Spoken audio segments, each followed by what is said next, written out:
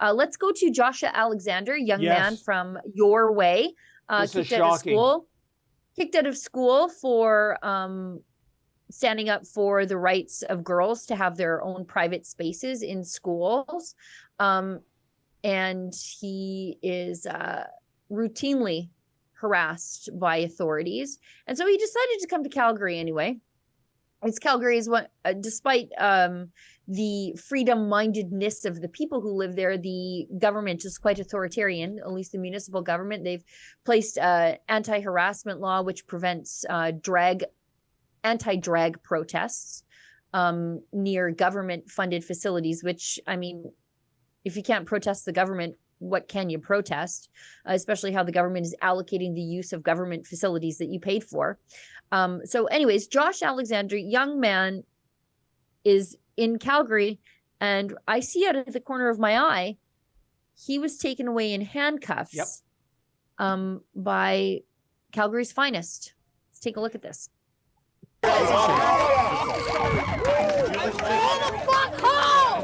Sorry there.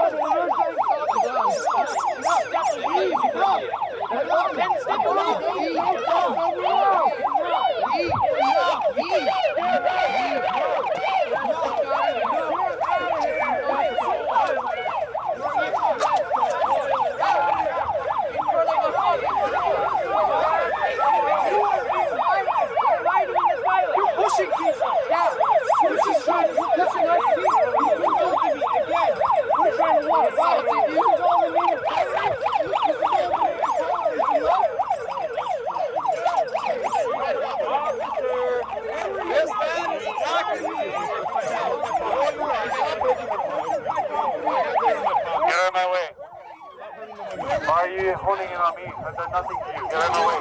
I didn't attack anyone. He attacked my stuff. Not that woman.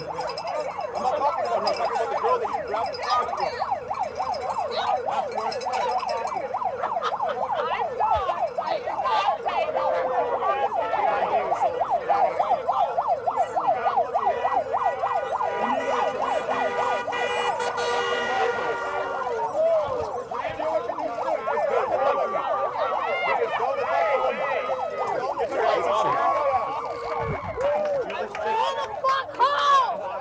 Sorry there.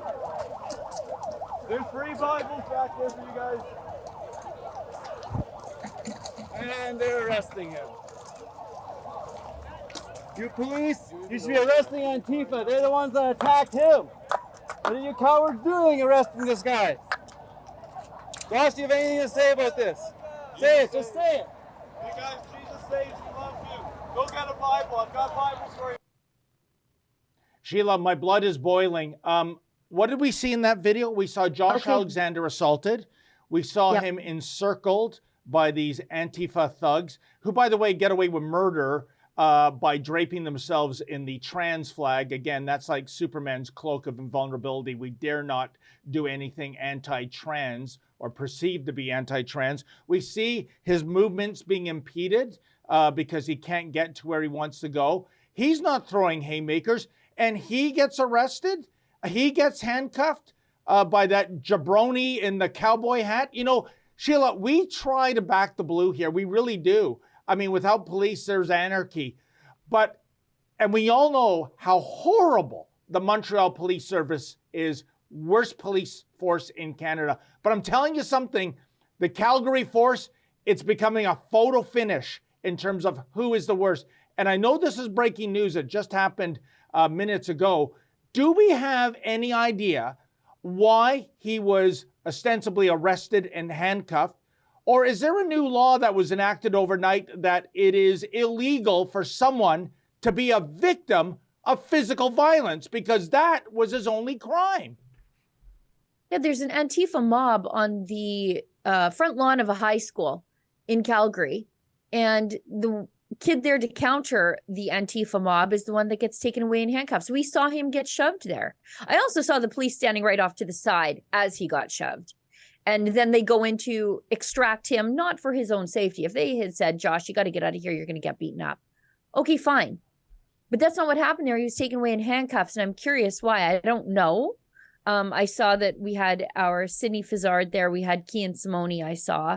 And we also had Alex Dollywall, one of our journalists, also there. So we had a full contingent of Rebel News journalists. So we'll get the full story. But what I saw there was quite outrageous. And there's a reason why the morale of the Calgary police force is absolutely in the gutter. It somehow manages to find a way to decline year over year when it's already excessively low. We saw the same thing in Edmonton. And this is how good cops just take quiet retirement, quiet quitting, as they say, or they just move over to traffic and they don't want to do this stuff because it's gross. Arresting high school students against girls having to share a bathroom with boys. I'm not sure that's why anybody went to Police Depot. Well, I'm sure Officer Chevalier and his nibbling approve back here in Toronto, Sheila. But, you know, this is not a one-off for the Calgary cops. It's not like I picked one example at random. As you know more than anyone, Sheila, look at their war on pastors in that city. The takedown of Artur Pawlowski on a rain-soaked busy highway, absolutely despicable street theater. Look at how a female Calgary police officer was going to use her taser on a kid playing hockey outdoors. Evidently, he was the second coming of Typhoid Mary. There is something that is bloody rotten in this police culture in Calgary. I'm sorry. And it has to be gutted. That's the only way to turn a culture around in a police force, Sheila. You have to start at the top and work your way down and install a new culture, because these cops at worst are incompetent, and at best, well, no, I think at worst, they're malicious. They are not enforcing the law. At best, they're incompetent, I should say, because I'm looking at the video evidence. It's raw, it's not edited. I see a kid, a high school kid, getting shoved around, being impeded, being screamed at, and he's taken away in handcuffs. I am dying to know why that cop did that.